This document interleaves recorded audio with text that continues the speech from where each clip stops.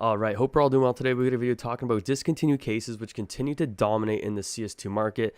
This continues to be an area investment that just doesn't stop going up, and that's for a variety of reasons. Obviously, the fundamentals are insane for these cases. There's no more supply being added, and what really got my attention, and it's got a lot of people's attention, is not only players, not only investors, everyone's been talking about them a little bit, is the explosion that you continuously see on these charts. So here you have the Operation Riptide case, and you have what is one of the strongest patterns we've seen, and this doesn't seem to be stopping anytime soon. Just when you think you reach a new high, you have a little bit of stagnation, pullback in price, and then there's another explosion. And this is happening with the Armory updates coming out. Even though the new content comes out, sometimes people want to sell, take profits, and move into other stuff, maybe buy passes.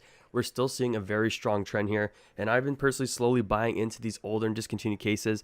Obviously the fundamentals are there. It's undeniable if you look at the price action, and Valve's not adding any more of these into the game. So there's so many good reasons to get behind these and sort of have these in your inventory. And I think the best way to acquire these is the dollar cost average over time.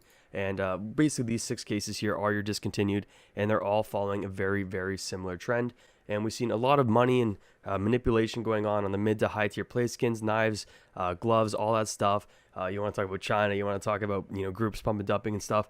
This is an area that it's tough to get behind for a pump and dump. I don't think you're seeing it in this area as much in the discontinued cases. I love the Shattered Web, the Riptide cases. They've all been pumping, and it seems like there's another leg moving up right now. So I would say if you want to get into these dollar cost average, that's the best way to do it. And I also want to point out in particular that these esports cases, and I did make a video a few months ago talking about the whole case market in general, just breaking down some basic ideas. And I did say to somewhat avoid these because I didn't have a lot of faith in these.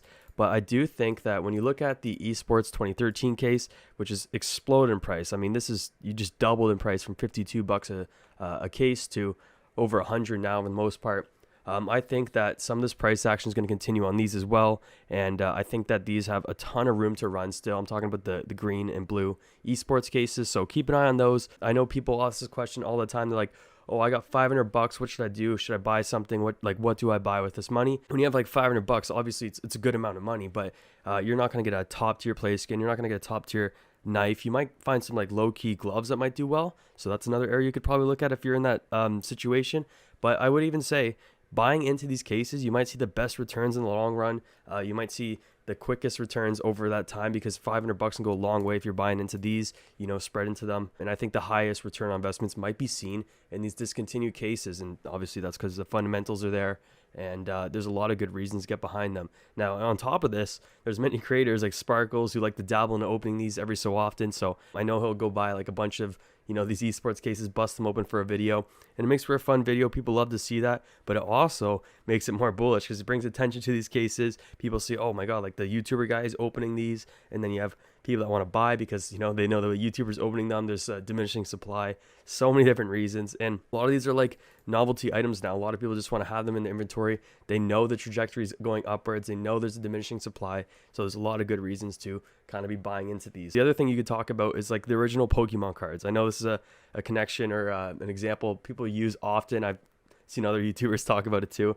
It's like, look at these cases here. It's like buying an old Pokemon pack. Only more of them are being opened by people, if you know what I mean. Same sort of idea with these cases here. So if you want to say these are like Pokemon packs, that's the best example I'd probably say with these are like the first edition Pokemon packs or whatever. Stick to the earlier releases. That's what I'm sort of saying here. I just want to really bring attention to this price trend, and I think these 2 esports cases in particular are undervalued. The Operation Riptide has been exploding as well. I remember buying some of these around $7-8, and I thought I was overpaying, and now that's even doubled. So who knows how high these are going to go. I do think you're going to have some little pullbacks here and there, but the general trajectory is upwards. People know what they're dealing with. They rather just hold on these, sit on these for long years to come. I'm saying like 2 to 3 years. You may see these double, triple again. No one really knows. It really depends on if our game continues to grow. Depends on how many YouTubers bust these open and add more demand and drive into these. But I do want to say that the discontinued cases are a great place to maybe park some money. If you have like a few $100s and you just don't know what to do with it, maybe loading up on some of these and having a little bit of diversity doesn't hurt. And that's personally what I've been doing. I don't have a ton of them. I do have some in some storage lockers, but I try to keep all my cases here just in case I want to talk about them in a video. But these are the 6 cases I'd really be watching over the next year. in years to come. So the fundamentals are there, diminishing supply. People love opening the old stuff. It is what it is. Definitely keep an eye on this stuff. Dollar cost average, if that's something you're taking a look at. If you have any questions, just let me know in the comments below and I'll try to help you out as best as I can. But I just think that in the midst of all these Chinese pump and dumps, market manipulation, and groups, working to inflate skins, I think that we might want to take a step back, focus on these, continue to add these to our inventory. And I think in the long run, we will do very well holding some of these old cases. Like if you go and take a look at some of these skins here, you have so many classic OG skins in all these cases. Now, obviously the knives are a very big factor to these OG knives that people want to go for. But I do think in the long run, these will not stop going up. Even this Operation Riptide has so many beautiful skins in it. Ocean Drive, damn. But yeah, keep an eye on these. I just want to make a quick video reminding you guys that this is an awesome place for money to be parked. Like everyone says, oh, this is high risk, that's high risk, don't do this, don't do that. Nobody's going to deny these.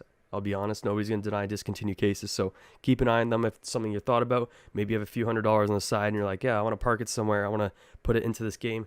Maybe try to find some pullbacks on here. It's very strong price charts. We're seeing a lot of price action going upwards. But even if you see what we have here, so 14, you have a dip down $1 here, maybe you buy in a couple now, and this might be moving up to the next $15-20 region in the next few months. No one really knows, but in my opinion, no one's going to give you shit for buying these. I think they're not, like no-brainer investments in my opinion. Obviously things can go very south. We could have a whole market crash, a whole global economy recession. I'm not saying that's impossible, but I do think the CSGO market or CS2 market has been very resilient through all this shenanigans going on. And yeah, I just want to make this video, share some ideas, and see what you guys think. So take it easy, keep an eye on these cases, and we'll see you guys next time.